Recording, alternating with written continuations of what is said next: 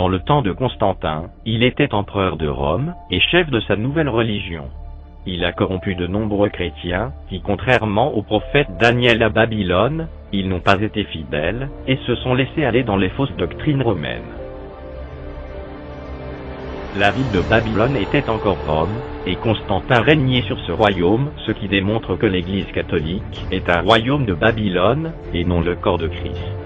Le roi de Babylone, jeté dans la fournaise ardente, ceux qui ne voulaient pas se prosterner devant la statue d'or, le Vatican faisait la même chose. Si vous cherchez de l'intelligence dans cet organisme, vous allez chercher longtemps. Aussi bien chercher du côté des autruches, vous en trouverez bien plus.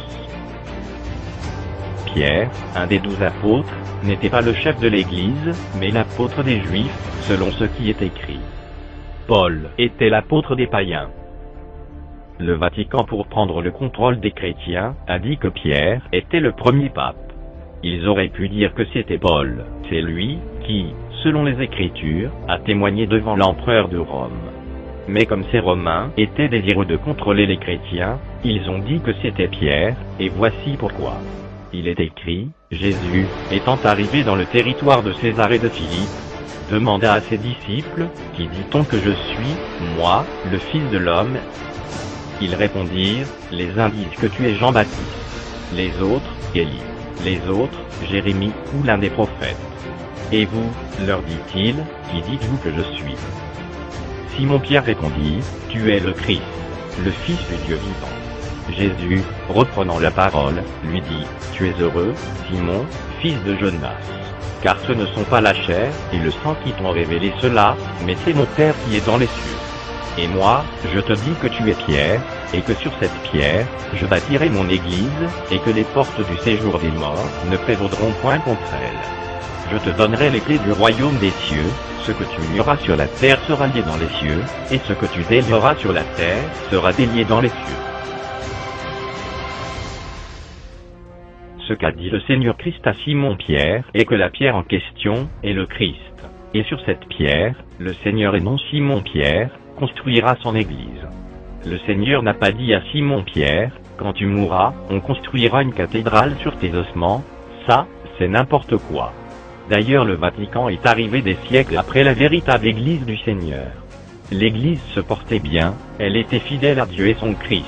Il y avait beaucoup de convertis, de prodiges avec toutes sortes de signes, de miracles et d'amour entre frères, avec des apôtres, prophètes, évangélistes, pasteurs et docteurs, comme le Seigneur sur terre.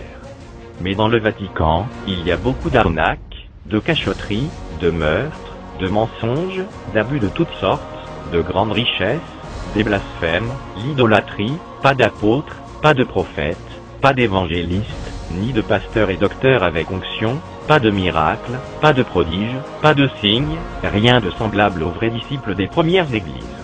Et contrairement aux serviteurs fidèles, dont parlent les Écritures, qui n'ont que la parole comme guide et référence, et sans livre d'homme. Le Vatican, eux, ont leur livre, le catéchisme, ils se réfèrent surtout à leur pseudo-saint-ci ou saint-cela, et leur tradition sans intelligence aucune.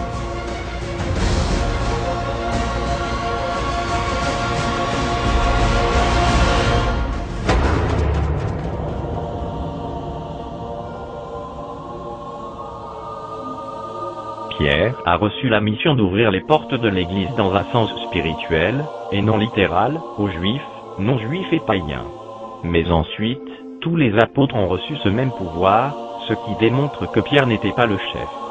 La mission de Pierre s'est passée pendant son séjour sur terre avec les Juifs, et avec Corneille, le centurion romain, le premier païen à faire partie de l'Église.